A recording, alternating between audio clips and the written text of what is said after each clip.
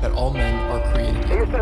As a member of Congress, I get to have a lot of really interesting people in the office, experts on what they're talking about. This is the podcast for insights into the issues. China, bioterrorism, Medicare for all, in-depth discussions. Breaking it down into simple terms. We hold these truths. We hold these truths. With Dan Crenshaw. The Eagle has landed.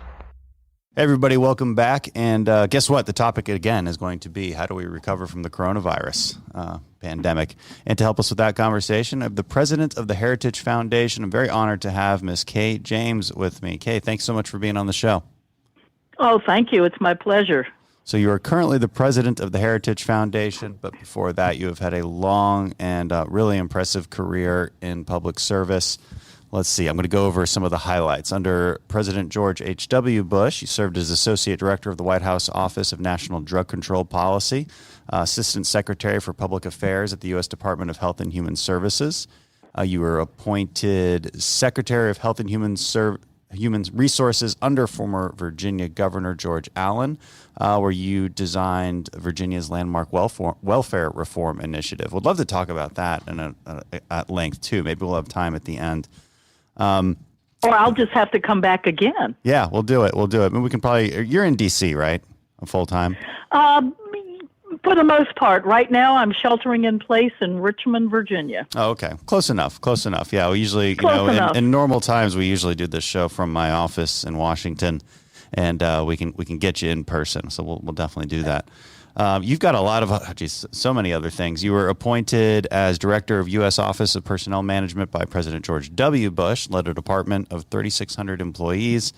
What else? You've had some award-winning books, an autobiography, Never Forget. Hey, that's my line. But I guess you did this in 1993, so I was 9 years old, so I can't claim that. You stole that from me. Wrote another book called Transforming America from the Inside Out and What I Wish I'd Known Before I Got Married. Well, maybe I should have read that one too. Now that's a good one. That's a good read. Yeah, I bet it is.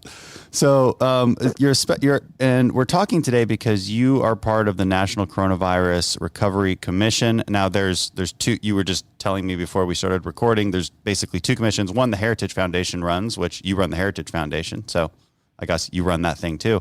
But also the president set up a National Coronavirus Recovery Commission, and you're a part of that. So let's just dive right into that.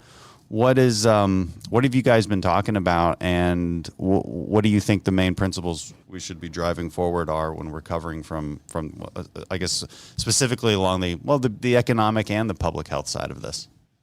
Well, absolutely, and you're right to take them both. It's not an either-or situation.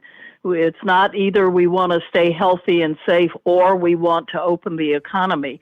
We have to, and we must, and we will do both. And so that's why the commission that I chair chose to focus on both those issues. One of the best ways to have a healthy economy is to have a healthy community, and if you want a healthy community, you darn well better have a healthy economy. So we are taking a very balanced approach at looking at that because our desire is to get this economy as well as this entire country up and running and open again as soon as it is safe to do so. So that's been the focus. We've released over 170 recommendations right now. The unique approach, I think, of the commission that I chair at Heritage is that we believe that our particular form of government, federalism, is so well suited for a crisis like this. And if we really want to solve the problem, we just won't take a look at what can the president do, what can Congress do. So our recommendations look at what can happen at the federal level, what can happen at the state level, what can and should be happening at the local level, and a very important piece of the puzzle that many overlook is what we call civil society. Those institutions in our communities that are hard at work, that are not governmental, that very often can do a far better job than the government can in solving problems anyway. And we also put a great deal of focus on personal responsibility. In order for this thing to work, we as individuals have to take responsibility for our own health. Government can't and shouldn't be in a position to, quote, force us to wash our hands, force us to wear masks, force us to social distance. But if we accept personal responsibility and do those things on our own, we can see that we can get this country up and running again far quicker. So this is a blueprint that it seems like anybody at any level of government can take and use. Right? That's exactly right. And we're hoping that it will be a document that won't grow dust on a shelf somewhere. I think that, as I was sitting back and thinking about what is my piece of this, what can we do, how can heritage play a role in getting this country back, I thought about the fact that at 214 Mass Avenue, we have some of the smartest, brightest, most creative, conservative minds in America. So let's put them to work on solving this problem. And so while there are 17 commissioners, there are probably about 40 staff that work behind the scenes. And so some of the best conservative minds in America are at work trying to figure this out. And so our part of the recovery is to produce the data, the research, the analysis, and the ideas. Someone told me recently that they used to think of heritage as an ideas factory. And so we said, let's open our factory back up and start producing ideas that can help get us back on track. We did just that. And we are producing that document and placing it all online so everyone can see it and can access it. Can we give me some examples? So, and let's prioritize. So, at the federal level, what should we do that we haven't done yet? And then let's look at states that, let's say medium hit states like California. One of the biggest economies in our country. A much needed economy is still on tight lockdown and doesn't seem to be opening anytime soon. In Texas, we are opening. Our retail is open at 25% capacity right now. Governor Abbott just said that things like nail salons and hair salons can open on May 8th. So we are taking steps toward that, but obviously that's very different than other states. So where do we fall? Where does Texas fall on your guidelines, and where does California fall? What should they do better? Well, fascinating that you should ask that question. One of the things that we're going to produce at the end of this project is an interactive map that will actually grade the states based on how they are doing with the individual recommendations that we have. And the only reason I hesitate to say, I can give you some general ideas and thoughts, but at the end of the day, they are changing so rapidly. I made a comment about my governor, Northern Virginia, and by the time I got off the interview, he had opened some other things up and things were changing. But let me just give you some highlights to give you a flavor of the kinds of things that people sometimes might overlook. At the state and federal level, but most notably, we think the federal government and Congress can take the lead on this, is liability insurance. Yeah. We are so concerned right now that the trial lawyers of America, you can do a quick Google search, they are gearing up. And so true. We're on top of this one. Yeah. Oh, yes. Yes. Well, you will see that throughout our report, the concern that we have for that and the implication for small businesses, for churches, pastors, and some of our governors are completely out of control in terms of exercising authority that they do not have. Some of them think they're actually legislators. They can create laws and penalties that should go through their state legislators. They have no authority to do that. So we're trying to bring some clarity to what government can and cannot do. And our Meese Legal Center at the Heritage Foundation is really gearing up for what we think will be a very important period as we come out and are starting to reopen, because people are going to take advantage of this. Right. I'd love to see that as soon as you guys have it. We need to have a philosophical discussion with the American people on what government can and can't do, because people. That's right. At what levels of government. Right. Even within the conservative movement, they were asking the president to do certain things that really are not within his scope or area of responsibility. The fair weather Federalists, huh? Yeah. And so did that surprise you to see so many examples of that? Because I know exactly what you're talking about. Some people would be like, Mr. President, you can't shut down the whole country. Mr. President, open up the whole country. And vice versa with liberal media. They had the opposite hypocrisy. That's exactly right. And we didn't elect a king. That's not our form of government. And it is a perfect opportunity to have some civics lessons with the American people.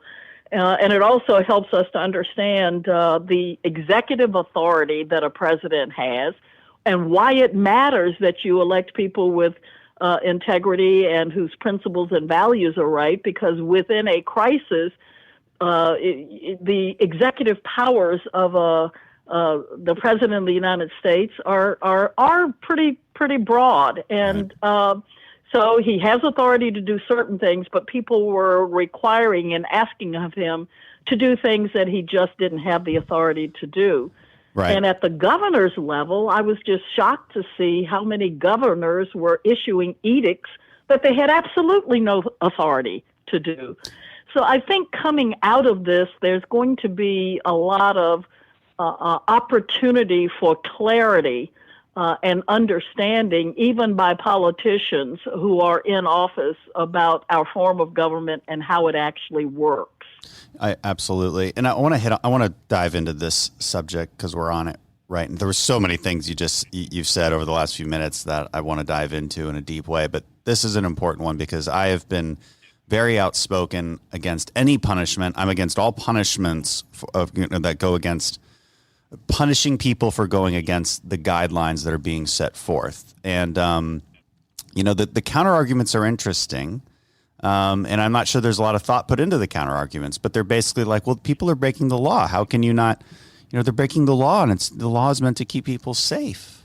Well, hold on a second. Is it really the law? I mean, that's the first question we're asking ourselves. Well, is it's that not a law? Let's start there. Yeah, let's start there. I mean, so from how do you approach this, and how do you answer these questions? Because again, regular folks we haven't dove into the history of lawmaking and the philosophy behind what government can and can't do. So how do we explain this in simple terms about what is a reasonable punishment, what shouldn't have a punishment tied to it at all, and how we enforce guidelines? Well, a couple of things in there that I think we need to take a look at. One is it a law or isn't it? In many cases, it is not. If it is a law, is it applied fairly? So why are big box stores allowed to stay open and small mom and pop stores are not? Right. Why is it that you can open a business if they practice social distancing, and yet you shut down a church that's holding services in a parking lot with everybody still in their cars? So, first of all, as I said, determine, is it a law or isn't it? Is it applied fairly and equally? And I think we're going to see a lot of sorting out of that. But I think that our unique form of government does require of American citizens far more personal responsibility than one where you are in a country that is ruled by a dictator or a despot. Right.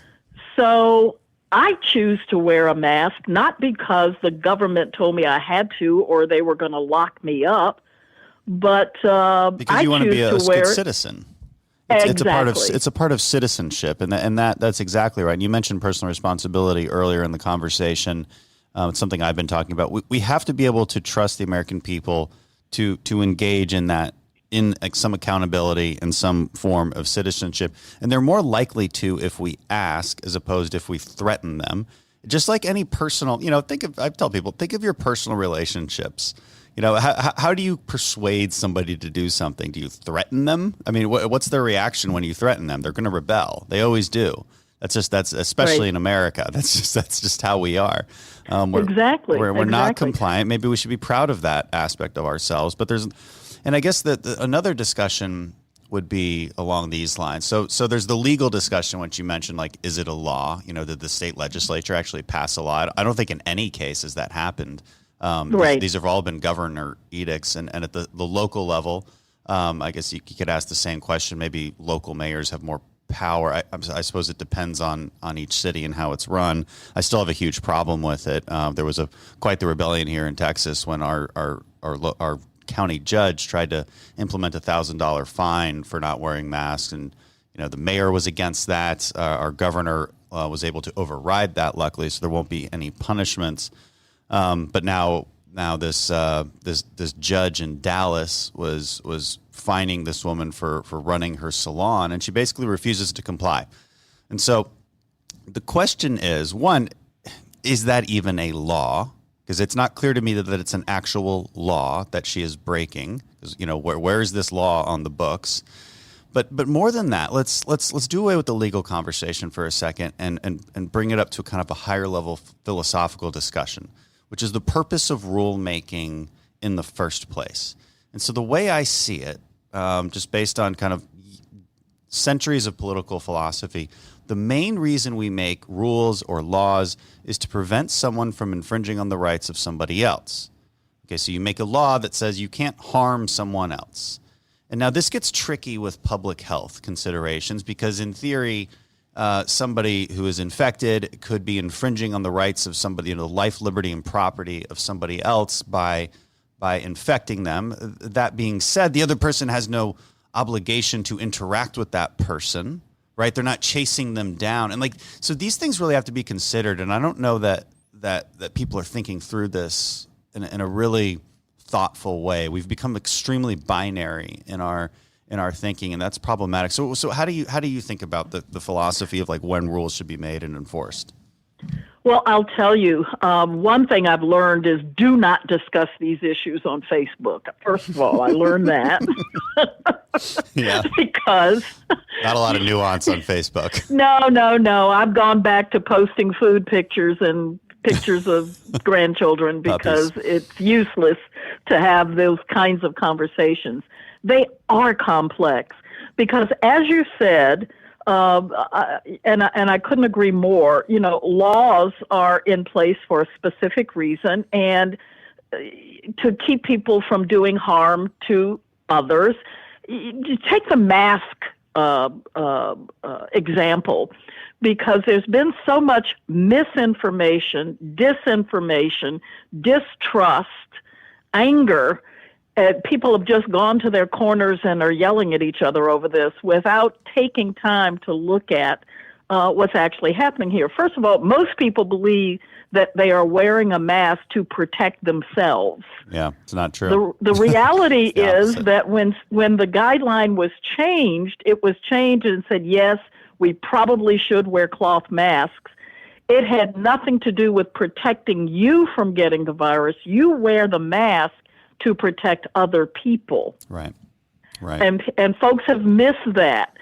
So because they say, what difference will it make because the virus, cloth masks won't protect you and blah, blah, blah, blah, blah. Well, what we found out as we've learned about this is that when you talk, when you sneeze, you are projecting droplets, which could carry the virus. So the cloth mask does nothing more than to help you not do that. Yeah, keeps your virus to yourself. But I'm not sick and I don't have any symptoms. Well, we know now that 25% of the people who have the virus are asymptomatic. So you may not even know that you have the symptoms, but could be passing it on to someone else who is in a vulnerable population. So I just use that as an example of how people are not being thoughtful, how people are not like really digging down to why we're doing certain things.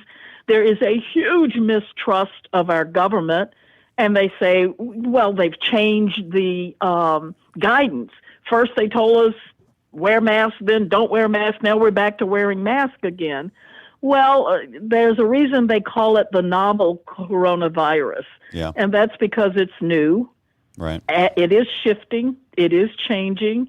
And when they realize that projectile droplets, when you speak, could actually spread the virus, that's when the guidance changed. And so the question is, though, like, how do we enforce that? So you're totally right. And I wish people would give each other just a little bit benefit of the doubt. And this happens on the conservative side a lot. Oh my, where there's just such a distrust that it manifests in serious paranoia, where and I see it online all the time. It surprises me to a huge extent. Where, guys, there's no conspiracy here. People can make mistakes, and they can also change. But then there's a nuanced reason, as you just explained, why that change happened. But then the question is, how should we enforce it? What's the right philosophy there? Well, that's why with our commission, we take great pains to talk about the role that civil society should play in any culture. And quite frankly, if pastors spoke up and said, we want to have service again, but everybody wear a mask. If youth leaders, if community leaders, if non-governmental institutions really understood they could play a role, be far more credible than someone else, than even the government saying it.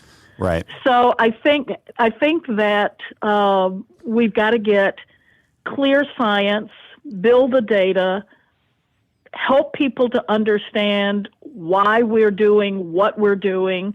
That's so important. People have to know why. And it's not a forced thing. Right.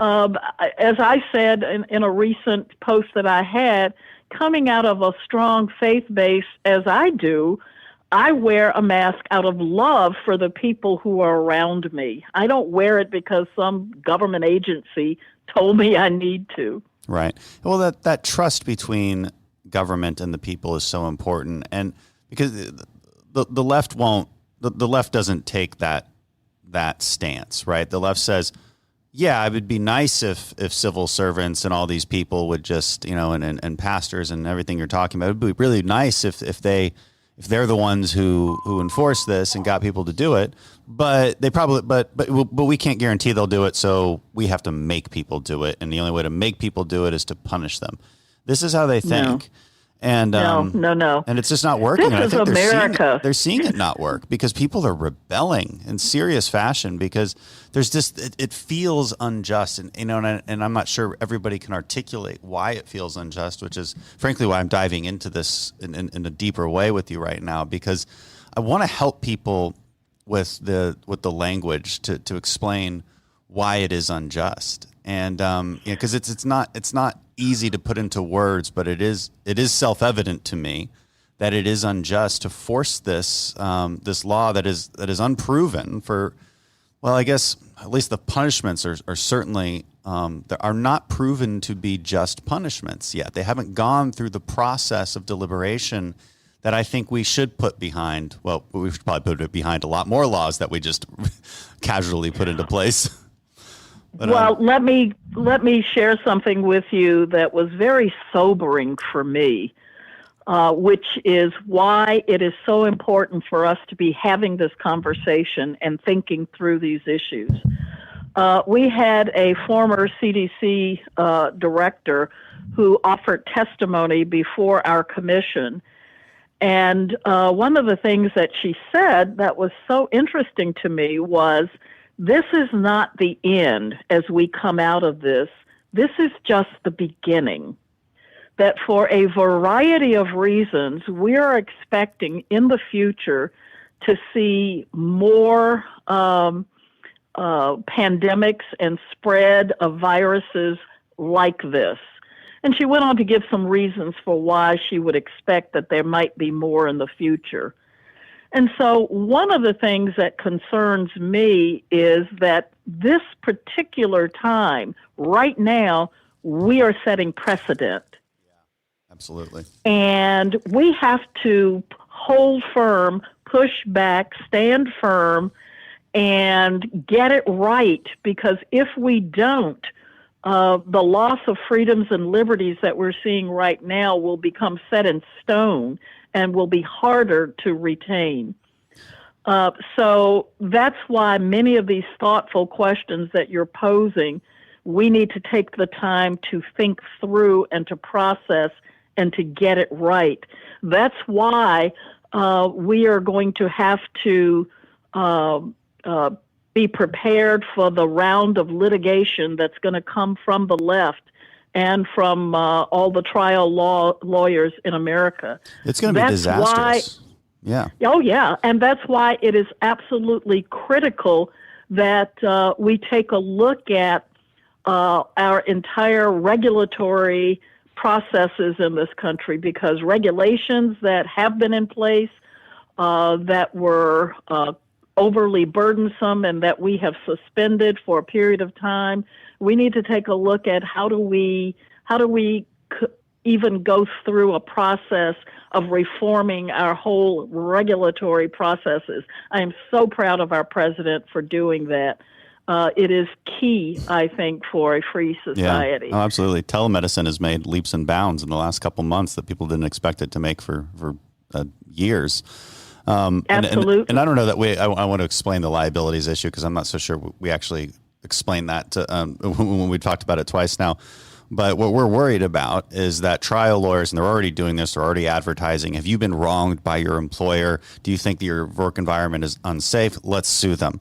And so businesses across the country are being threatened with lawsuits, and this is an unreasonable lawsuit. I mean, it just fundamentally is, and I think most reasonable people would agree on that.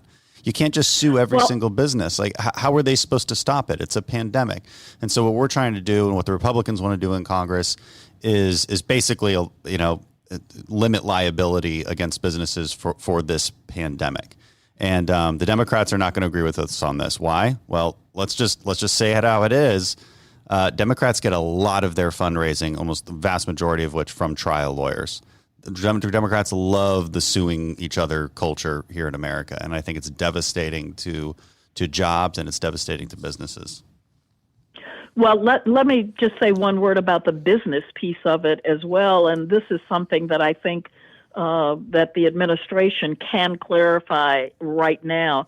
Another piece of that liability is that with unclear regulations coming out of the Department of Treasury, people in good faith, small businesses in good faith, applied for loans. Yeah. And as a result of that, with shifting guidelines, some of them are fearful of criminal liability. And so we've got to make sure that not only through Congress, but through the administration, that the guidelines that they're putting out to small businesses as they access these funds don't put them in a place where they are criminally or civilly liable when they were operating in absolute good faith and in what they thought was the original guidance. So we've got some things we need to clear up there as well. Yeah, I think that's true. I mean, businesses just in general, they just need some kind of predictability and clear guidance, and the American entrepreneur can operate within that. My message to businesses has always been very simple. Because we were never able to place the guardrails around this PPP program, I think, to the extent that we would like to, and it's not actually clear that that's even possible. Because the more regulations you put on it, the harder it is for those smaller businesses to even access it in the first place. But the problem, of course, is that businesses do access it when maybe they didn't need to. Maybe their revenues haven't really changed, but but they can still access it. And my message to businesses is frankly the same as the conversation about personal responsibility and citizenship. If you don't need the money, don't take it. Don't be that person. Right. Don't. And if you're getting a $1,200 check and you don't need, your income hasn't changed, donate it or immediately spend it on small businesses that need the revenue, because that is what it's for, in theory, a stimulus. And, this actually leads to the next topic I wanted to get with, and I guess it is related to personal responsibility. It's related to this kind of pioneer spirit that I believe is very intrinsic in the American culture. But like, at what point did we start believing that only a draconian government could keep us perfectly safe? Or here's further adding to that question: at what point did we believe that it even could keep us safe? Because that's really the philosophy behind perpetual lockdowns, that there is risk out there and it is up to the government to keep you completely safe. You have no power over your safety, none. Of course, that's not true. This is and related to that question, I've actually like 3 questions, but I'll let you take this here in a second. And why is this fallen along partisan lines? It's so very clearly along partisan lines between like the lockdown crowd, the lockdown forever crowd, and the crowd that I'm in, which is I want the Texas model to be replicated throughout the country. I think we need a strong, a staged and smart reopening. Wow, you've asked a very philosophical and very complex question. I have thoughts. I'm not sure I have answers Let's hear some thoughts. To why that falls along partisan lines. Couple of things. One, I think you're absolutely right. We have a very independent pioneer spirit in this country.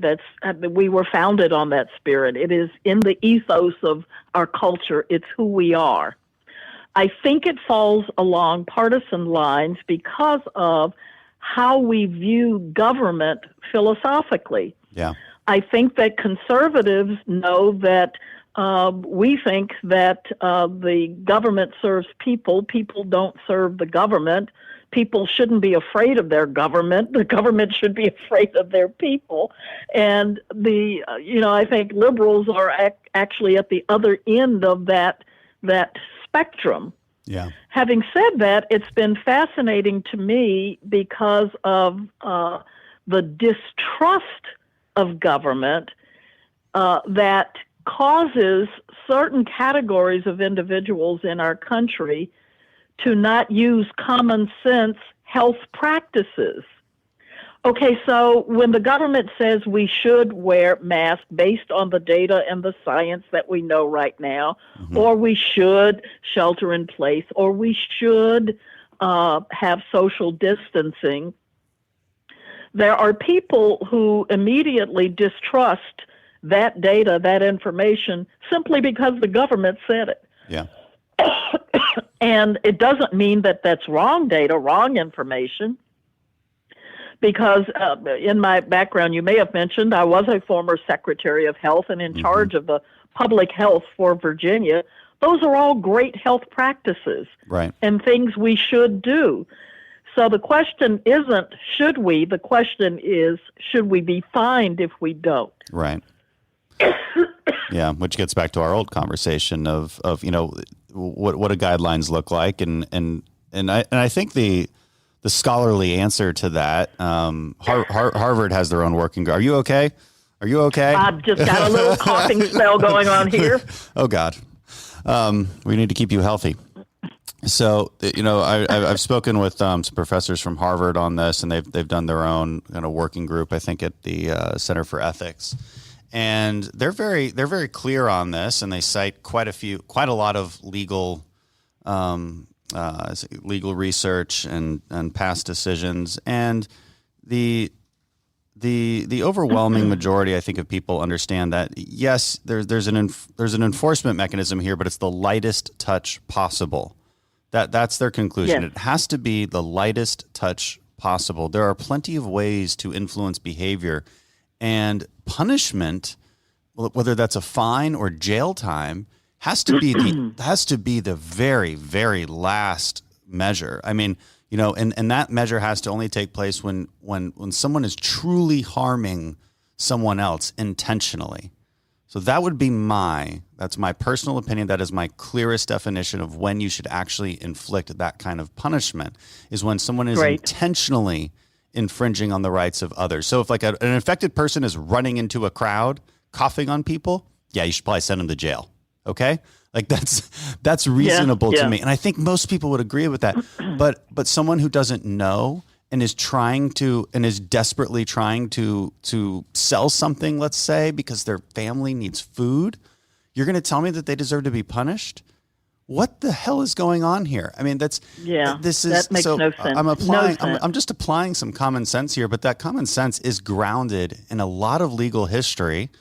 And I don't understand how our small-minded leaders, so-called leaders across the country, are forgetting these very basic civics lessons. And again, like I think you hit the nail on the head. Why it falls along partisan lines, and I alluded to this too when I talked about the need for the government to keep us safe and happy, and that is not a conservative ideal. That does fall along left-wing thinking, where there's a simultaneous distrust and ultimate trust in government, and they kind of pick and choose when that is. It's not very consistent. But this notion that it is up to government to keep you perfectly safe is very much left wing, and I'm just so confused by it. When people are mad that restaurants might be opening, I'm like, is somebody forcing you to go to the restaurant? Like, I don't know. I don't get that. But you can still not go to the restaurant, people. Like, guys, we are free thinking, powerful people. We own our own destiny. Why can't we need to remember that as Americans? Okay, rant over. Absolutely. That's why this country was founded. And so there's a few other things you guys probably hit on in your assessments, and one is which is going to come up, and it already has come up a lot in Congress, but the bailing out of states and municipalities. So I am very skeptical of this because I come from Texas, a well-run state, and I am going to try and figure out why any Democrat from the Texas delegation would vote to send Texans federal taxpayer money to other states that did not take responsibility for their finances before all this. So do you want to talk about that for a minute? And yeah, it just floors me that they are seizing upon this opportunity, but it shouldn't, because they said never let a good crisis go to waste. Yeah. That they are wanting bailouts based on COVID-19. But the reality is these states are in the financial crisis that they're in because of decades of mismanagement. Right. And so why should a state that has been run well, handle their finances responsibly, go in and have to offer bailouts to these states at that time? And the governors are asking for about $500 billion in federal bailouts to make up for state revenues. And I'll tell you, does the math there's even just add up not there? a lot of appetite to do that. And what does the math even add up? Because so we already spent, I believe it's $150 billion from the federal level that went to states for that purposes. And when you do the math, that adds up to quite a bit of an annual portion of state revenues already, or at least. Or let's say, let me rephrase that. It adds up to quite a huge proportion of what states already receive from federal government on an annual basis. That's right. I think it's pretty clear now for anybody who's taking a close look at this that what these states really want is just an all-purpose bailout for their pre-existing problems. Oh, it's infuriating. And when did this happen? And by this, I mean, when did this belief, and because you've been in public service a lot longer than I have, when did this belief start to manifest that all money from the federal government is basically free and grows on a tree? Like when did people actually start believing that, and that it wasn't their money? I think it happened gradually as we have seen a general shift in our country. It goes along with the growing rise among some individuals of socialism.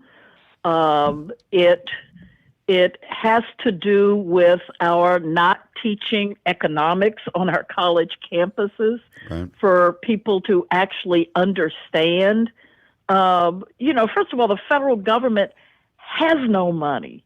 It owns no money. The only money they have is money they get from the citizens of this country. So it's not the federal government's money. Right.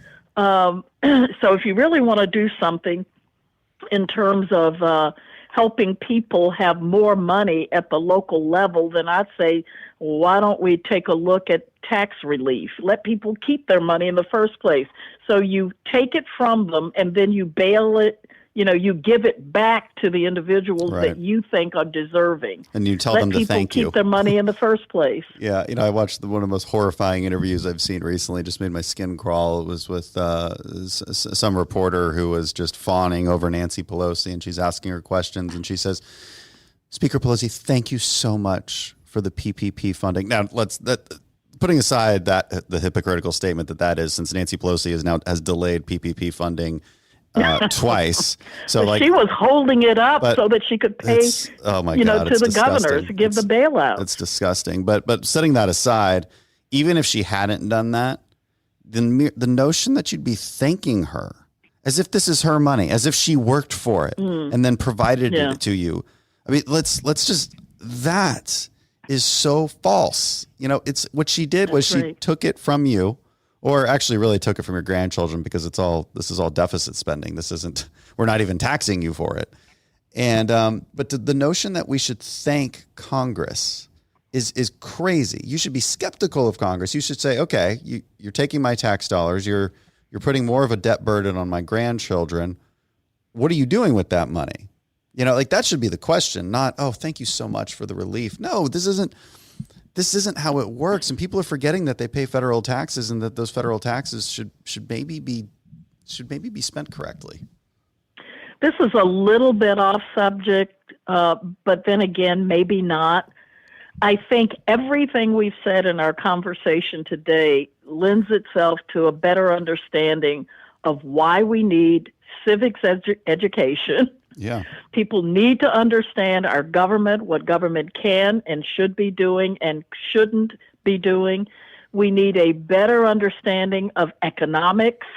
It's not Congress's money. It's not the federal government's money. They sort of do just go to a print shop and print more, but it's debt. It's debt on our grandchildren. So I think that there is a tremendous opportunity for education right now. And I will tell you one of the things that I'm looking at Heritage. I was surprised by another data point that was given to me. Among conservatives, and this was 5,000 conservatives in a tracking poll, the trust level for the data and the information coming out of Heritage was higher than even coming out of the administration or coming out of Fox News. Yeah. So what does that say to me? Oh, my word, I have a tremendous responsibility to make sure that the things I'm saying are accurate, data-based, research-based, and strictly adhere to our true North conservative principles.